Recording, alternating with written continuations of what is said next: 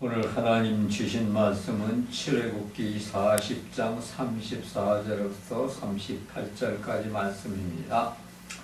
그 후에 구름이 심하게 덮이고 여호와의 영광이 성막에 충만하매 모세가 심하게 들어갈 수 없으니 이는 구름이 심하게 덮이고 여호와의 영광이 성막에 충만함이었으며 구름이 성막 위에서 떠오를 때에는 이스라엘 자손이 그 모든 행하는 길에 앞으로 발행하였고 구름이 떠오르지 않는 때에는 떠오르는 날까지 발행하지 아니하였습니다. 낮에는 여호와의 구름이 성막에 있고 밤에는 불이 그 구름 가운데 있음을 이스라엘 백성의 온 족속이 그 모든 행하는 길에서 친히 보았더라. 아멘. 감사하시고 고마신 주님을 찬양합니다. 오늘도 아버지는 주신 말씀 속에서 하나님의 영광을 위하여 우리의 이제 모든 행하고 믿는 길들을 아버지 하나님이셔 이제 가는 데 있어서 주님의 뜻을 이루고 성령에 함께하는 그러한 믿음들이 다해서 올 2025년도에 한 해 마무리 짓는 시간, 아버지의 2026년도에는 새로운 마음과 다짐으로 하나님의 온전한 백성이 되고 성령의 부르심하에 아버지 하나님 나라를 새롭게 이루어가는 그런 저희들 믿음이 되게 하여 주시옵소서. 예수님 이름으로 엎드렸사옵나이다. 아멘. 출애굽기 40장 34절에서부터 38절의 말씀 제목은 순종으로 받는 축복의 영광이라는 그러한 제목의 말씀으로 오늘 이 말씀을 상고하고자 합니다. 우리는 하나님을 믿으면서 올 한 해에도 정말 어떻게 하나님을 믿었나 그렇게 다짐하고 새로운 2026년도에는 하나님을 정말 온전하게 잘 믿고 주님께서 저에게 주신 사명을 감당하고 그 모든 것을 이루어가는 우리가 되시기를, 여러분들이 되시기를 간절히 바랍니다. 하나님은 세상을 만드시고 아담과 하와를 에덴 동산의 아름다운 땅에서 살게 주셨습니다. 그런데 시기 질투의 화신이 된 이 마귀 사탄의 꼬임에 빠져 하나님의 말씀을 거역하고 선악과를 따먹으로 말미암아 죄인이 되었습니다. 죄를 지은 것입니다. 그래도 하나님께서는 죄인된 인간을 버릴 수가 없으셔서 구원의 길을 열어 주셨는데 인간이 하나님을 배반한 죄를 가지고서는 하늘나라의 구원의 백성이 될 수가 없었다는 것입니다. 그래서 그 죄의 대가를 치르게 한 후에 구원의 길을 열어주셨는데 그 구원의 길은 바로 피 흘림의 제사였던 것입니다. 그리고 그 피 흘림의 제사는 죄의 대가를 치르는 희생의 제사로서 죄 사함을 받은 후 구원의 길을 가게 하셨다는 것입니다. 그리고 그 장소를 정하여 주셨는데 바로 그 장소는 성막, 곧 지금의 성전인데 이 성막을 세우시기로 작정하신 하나님께서는 모세를 종으로 세우시고 그 모세를 통하여서 성막을 짓게 하신 후 그 성막에서 이스라엘 백성들로부터 희생의 피 흘림의 제사한 제사를 드림으로 또 자복하고 회개하고 용서를 빌 때 죄사함을 받게 하셨다는 것을 볼 수가 있습니다. 그러므로 성막에서 보면 이스라엘 백성이 출애굽을 한 후에 40여 년 동안을 광야 생활을 하는 동안에 하나님께서는 모세에게 성막을 지을 것을 명령하시면서 그 성막을 지을 때 필요한 재료들까지 일일이 이제 가르쳐 주신 것을 볼 수가 있습니다. 이에 모세는 하나님께서 가르쳐 주신 대로 그 말씀에 따라 성막을 짓습니다. 그리고 하나님의 말씀에 따라서 지은 그 성막 위에 하나님께서 구름으로 임재하셨음을 말씀에서 볼 수가 있습니다.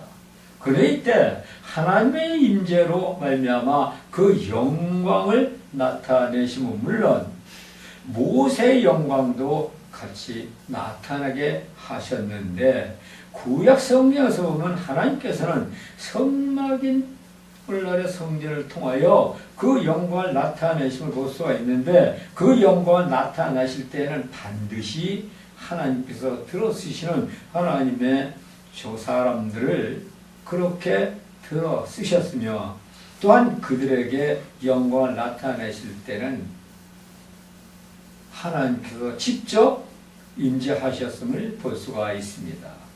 그리고 그 첫 번째 증거로서 보니까 모세의 영광을 볼 수가 있는데, 모세의 영광을 나타내시는 것을 이제 보면 출애굽기 34장 29절에서 30절까지 보면, 자, 모세가 증거의 두 판을 자기 손에 들고 시내산에서 내려오니 그 산에서 내려올 때에 모세는 자기가 여호와의 말씀하셨음을 인하여 얼굴에 꺼풀에 광채가 나서 깨닫지 못하더라.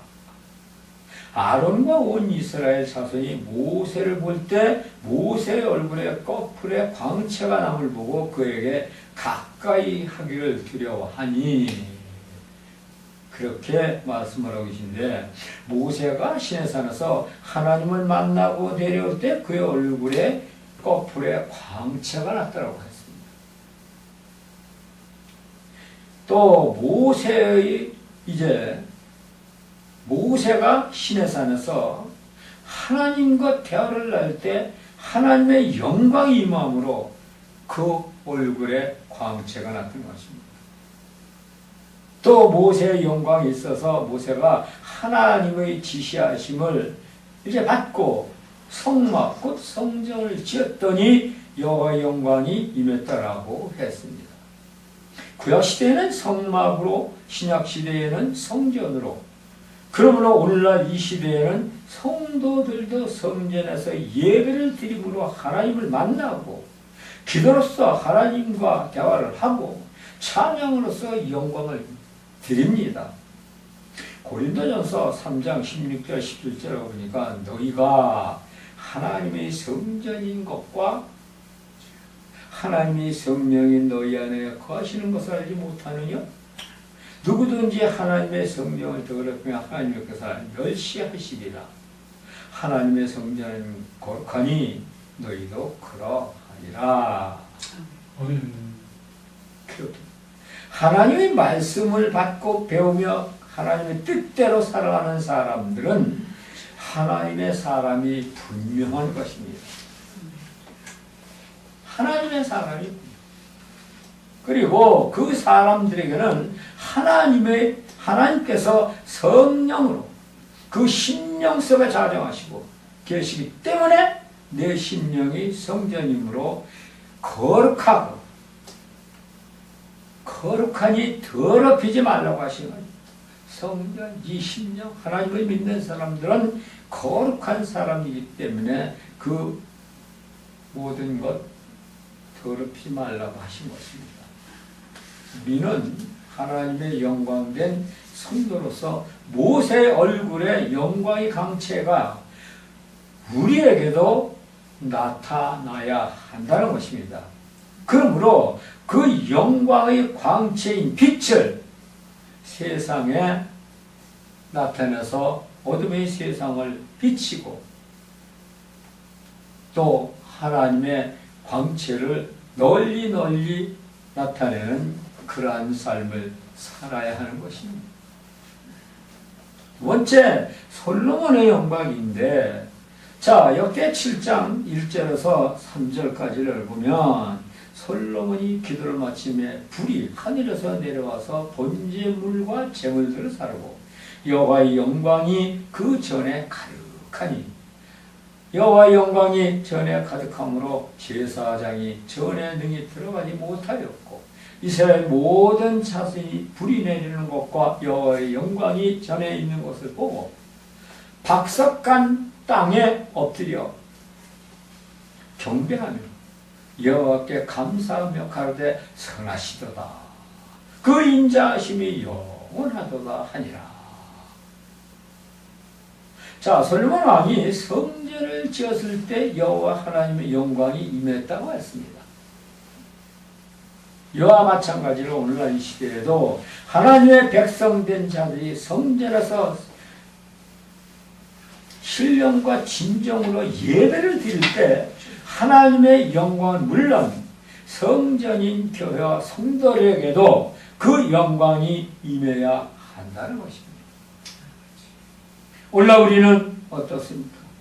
하나님께 영광을 드리는 예배, 신령과 진정의 예배, 영광된 예배를 드리고 있냐 하는 것입니다.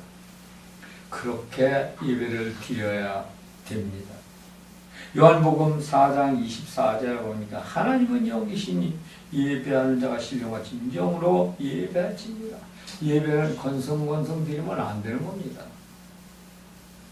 예배는 신령과 진정으로 드리라고 하셨습니다. 마음과 뜻과 정성을 다 모아서 드려야 되는 것입니다.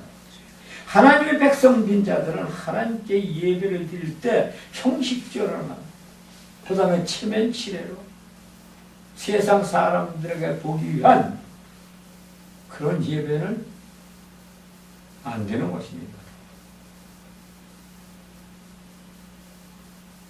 예배라는 것은 예배 속에서 나타나는 영광이 있어야 합니다.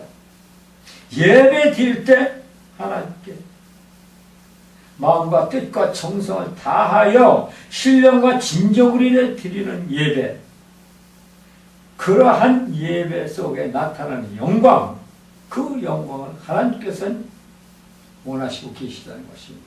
그리고 하나님께서는 그런 영광을 받으시고 그 영광을 또한 우리에게 돌려주시는데 그때가 바로 언제냐?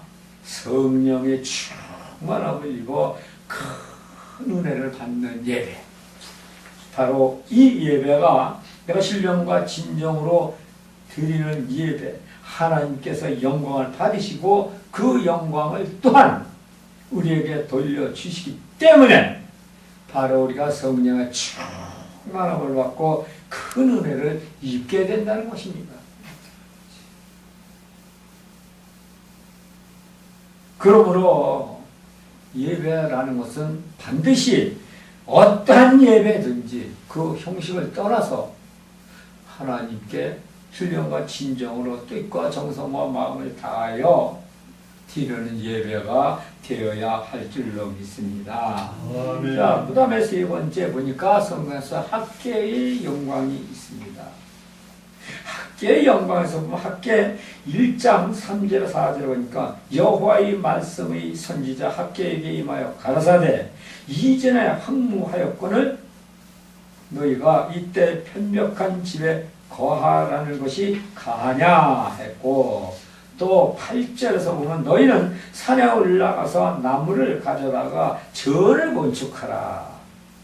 그러면 그로 인하여 기뻐하고 또 영광을 얻으리라. 영광을 얻으리라가 그렇게 말씀하시고 계십니다. 바로 우리에게 그 주시는 영광입니다. 나 여호와가 말하노라. 그렇게 쓰면 또 14절의 말씀에 가서 보니까 여호와께서 스알델의 아들 유대 총독 수르바벨의 마음과 여호사닥의 아들 대제사장 여호수아의 마음과 남은 바 모든 백성의 마음을 흥분시키매 그들이 와서 만군의 여호와 그들이 하나님 전 역사를 하였으며 때에 다리오 왕 2년 6월 24일이라 이더라. 그리고 또 2장 9절에 보면 2년 이전의 나중 영광이 이전 영광보다 더 크리라. 만군의 여호와의 말이니라. 내가 이곳에 평강을 주리라. 만군의 여호와의 말이니라. 이렇게 말씀하십니다. 이 말씀에서 보면 하나님께서는 솔로몬 시대에 그렇게 웅장하고 화려하고 아름답게 지었던 성전이 바벨론 침공으로 말미암아 모두 무너지고 말았습니다. 그런데 하나님께서는 선지자 학개를 통하여 무너진 성전을 다시 세우라고 하십니다.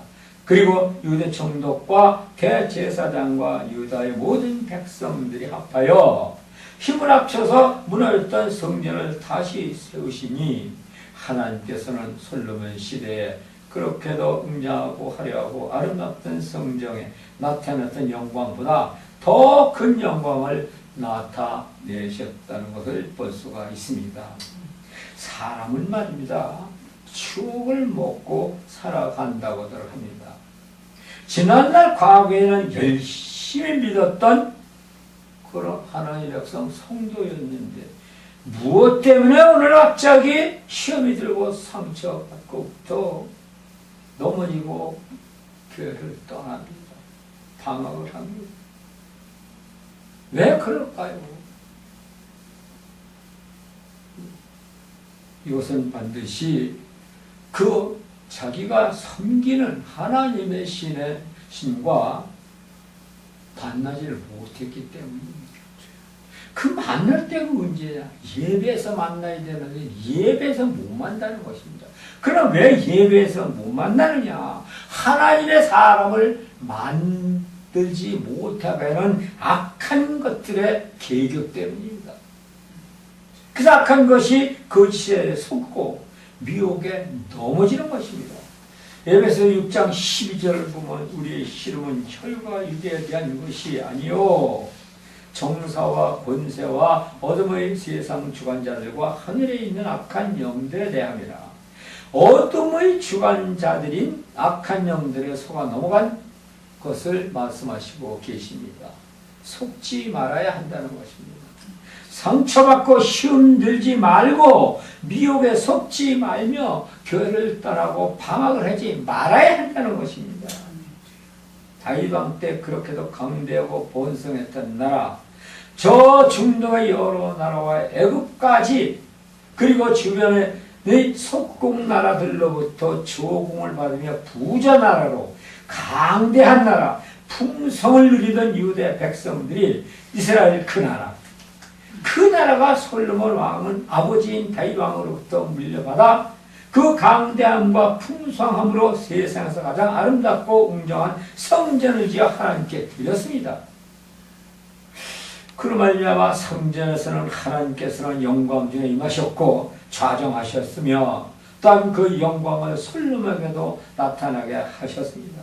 그런데 이스라엘 백성들이 하나님을 버리고 이방신과 우상숭배와 음란으로 하나님께 범죄를 함으로 말미암아 타락의 길을 가다가 결국엔 어떻게 됐습니까? 결국엔 여러 나라의 침략을 받고 바벨론 나라의 침략으로 나라는 망하고 백성들은 포로로 끌려가 노예가 되고 성전은 무너지고 없어졌습니다. 그리고 70년 후 하나님께서는 학개 선지자를 통하여 성전을 다시 세우게 하신 후 영광을 나타내셨는데 이때 학개 선지자를 통하여 이스라엘 백성들과 힘을 합해서 다시 세운 성전의 영광은 모세의 성막의 영광보다 솔로몬의 성전의 영광보다 더 큰 영광을 나타내셨다는 것입니다. 그러므로 이 성전은 어느 한 사람이 하나님의 지시를 받아서 짓는 것도 그것도 하나님의 뜻이지만 성전은 하나님의 백성들이 모여서 힘을 합쳐서 선을 이루고 또 뜻을 같이 하여서 성전을 세운다면 하나님은 더 크게 기뻐하시고 즐거워하시며 영광을 나타내는데 그 영광을 그 모든 성질 함께 지은 사람들에게 나타낸다는 것입니다. 교회는 어느 한 사람이 아닙니다. 목사라고 해서 아닙니다. 장로라고 해서도 아닙니다. 모든 성도들이 함께 힘을 합쳐서 하나님 교회를 세워나가는 것. 하나님은 공짜가 없으십니다. 하나님의 백성된 자들이 성도가 드린 것에는 반드시 갚아주시는데 어떻게 갚아주신다고 하셨어요? 30배, 60배, 100배보다 더한 오병의 기적의 축복으로 쏟아부어 주신다는 것입니다.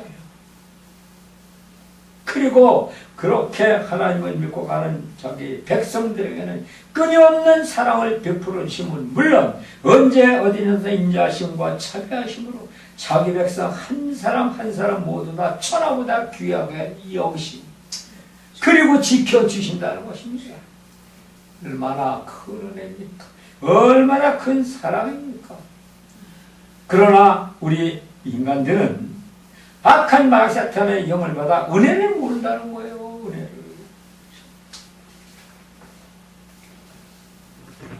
그러므로 배신을 밥 먹듯 합니다.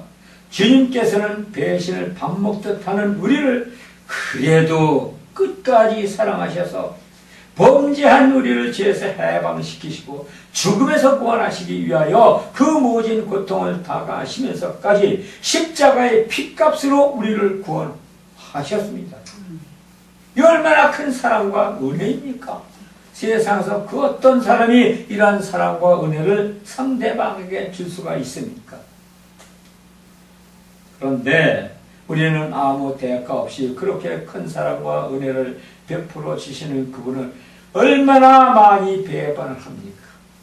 이스라엘 백성들이 여호와 하나님을 배반하고 우상을 섬기며 음란과 쾌락으로 타락의 길을 갔을 때 나라는 망하고 백성들은 포로로 끌려갔습니다.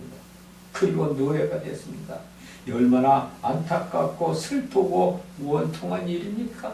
정신이 번쩍 차려야 된다는 것이죠.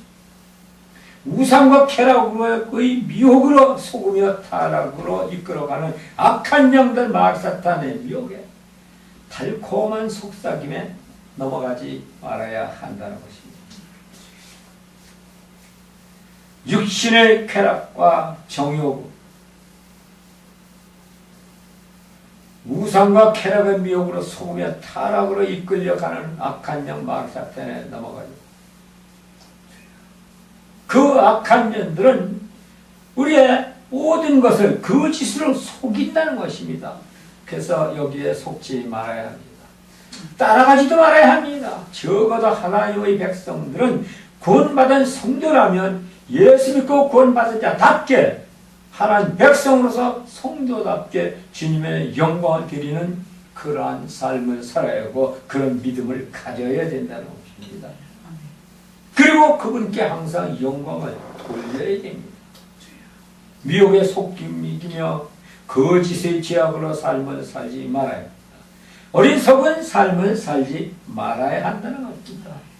그리고 성령께서 주시는 영광의 삶, 지혜로 주시는 능력의 삶, 이기고 승리하는 권능의 삶을 살아갈 때 주님께서는 비로소 당신의 백성으로 인정을 하시며 아브라함의 영광, 솔로몬의 영광, 학계의 영광 된 그러한 한나라의 모든 영광으로 종합한 시민권을 주신다는 사실입니다.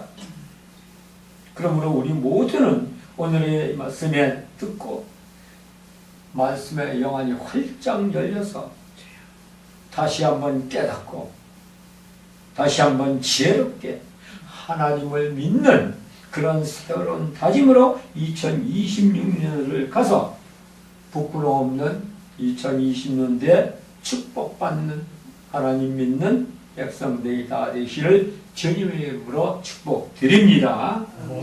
할렐루야. 감사하고 고마신 주님, 오늘도 귀한 말씀 주셔서 또 봉독했지만 하나님 이제 보는 자 듣는 자들이 새로운 깨달음 주시었고 돌아오는 새해에는 이제 굳게 다짐하여서 하나님의 백성으로서 부끄러움없는 그런 믿음의 성도가 되는데 아버지 하나님께서 지켜주시고 보여주시고 또 천군천사와 동행하는 그런 삶을 허락해 주시옵소서. 예수님 이름으로 기도드렸사옵나이다. 아멘.